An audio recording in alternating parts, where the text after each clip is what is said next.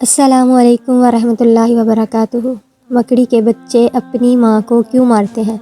کیا آپ لوگ جانتے ہیں کہ مکڑی بچے پیدا کرنے کے بعد اپنے بچوں کے باپ کو کیوں قتل کرتی ہے اور پھر وہ بچے بڑے ہو کر ماں کے ساتھ کیسا عبرتناک کام کرتے ہیں؟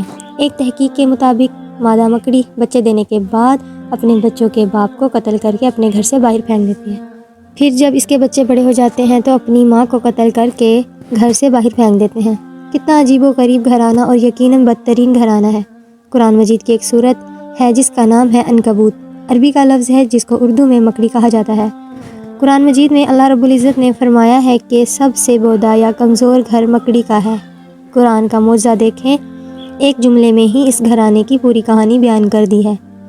بے شک گھروں میں سب سے کمزور گھر مکڑی کا گھر ہے۔ اگر یہ انسان علم رکھتے تو انسان مکڑی کے گھر کی ظاہری کمزوری کو تو جانتے تھے، مگر اس کے گھر کی معنوی کمزوری اور دشمنی اور خانہ جنگی سے بے خبر تھے۔ اب جدید سائنس کی وجہ سے بھی اس کمزوری سے واقف ہو گئے ہیں۔ اس لیے اللہ نے فرمایا اگر یہ علم رکھتے یعنی مکڑی کے گھریلو کمزوریوں اور دشمنی سے واقف ہوتے تو ضرور جان جاتے کہ سب سے بودا کمزور گھر مکڑی کا ہے۔